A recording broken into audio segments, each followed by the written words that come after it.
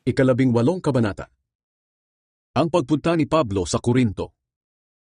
Pagkatapos noon, umalis si Pablo sa Athens at pumunta sa Korinto.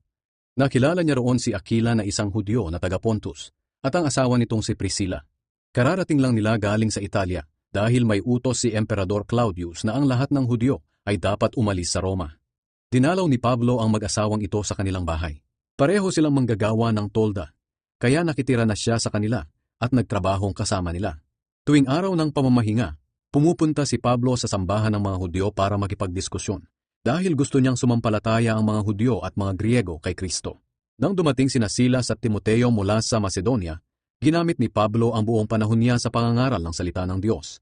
Pinatunayan niya sa mga Hudyo na si Jesus ang Kristo, pero kinontra nila si Pablo at pinagsabihan ng masama. Kaya ipinagpag ni Pablo ang alikabok sa kanyang damit bilang babala laban sa kanila.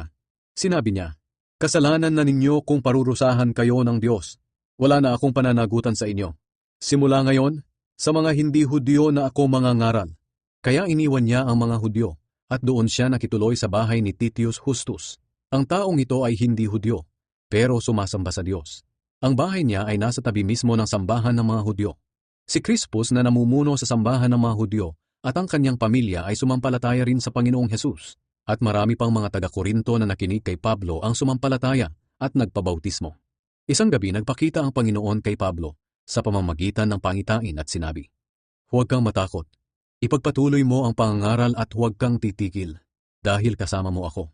Marami akong tagasunod sa lungsod na ito, kaya walang mga ngahas na manakit sa iyo." Kaya nanatili si Pablo sa Korinto sa loob ng 1.5 taon at itinuro niya sa mga tao ang salita ng Diyos. Pero nang si Galyo na ang gobernador ng Akaya, nagkaisa ang mga Hudyo laban kay Pablo. Hinuli nila siya at dinala kay Galyo para akusahan. Sinabi nila, "Hinihikayat ng lalaking ito ang mga tao na sumamba sa Diyos sa paraan na labag sa ating kautusan." Magsasalita na sana si Pablo, pero nagsalita si Galyo sa mga Hudyo. "Kung ang kasong ito na dinala ninyo sa akin ay tungkol sa isang krimen o mabigat na kasalanan, makikinig ako sa inyo. Pero tungkol lang ito sa mga salita, mga pangalan at sa inyong kautusan. Kayo na ang bahala riyan. Ayaw kong humatol sa ganyang mga bagay." At pinalabas niya sila sa korte. Pagkatapos, hinuli ng mga Griego si Sostenes na namumuno sa sambahan ng mga Hudyo at ginulpi nila roon mismo sa labas ng korte. Pero hindi ito pinansin ni Galyo. Ang pagbalik ni Pablo sa Antioch na sakop ng Syria. Nanatili pa si Pablo ng ilang araw sa Korinto.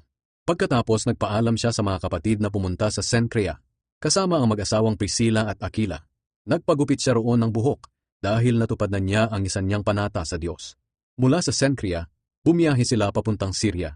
Dumaan sila sa Efeso at pumasok si Pablo sa sambahan ng mga Hudyo at nakipagdiskusyon sa kanila. Kinausap nila si Pablo na manatili muna roon sa kanila, pero ayaw ni Pablo. Bago siya umalis, sinabi niya sa kanila, "Kung loloobin ng Diyos, babalik ako rito." Iniwan ni Pablo ang mag-asawang Priscilla at Aquila sa Efeso at bumiyahe siya papuntang Syria. Pagdating niya sa Cesarea, pumunta siya sa Jerusalem at dinalaw ang iglesia at saka tumuloy sa Antioch. Hindi siya nagtagal doon. Umalis siya at inikot niya ang mga lugar na sakop ng Galacia at Phrygia at pinalakas niya ang pananampalataya ng mga tagasunod ni Jesus doon. Ang pagtuturo ni Apolos sa Efeso.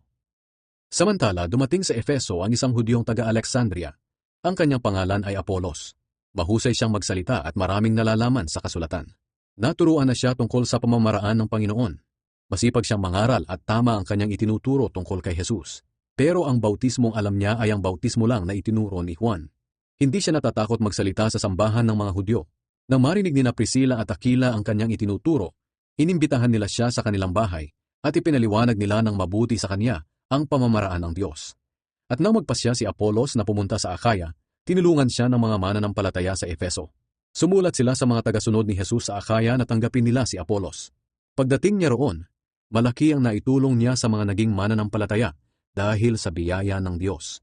At tinalo niya ng husto ang mga Hudyo sa kanilang mga diskusyon sa harap ng madla at pinatunayan sa kanila mula sa kasulatan na si Jesus ang Kristo.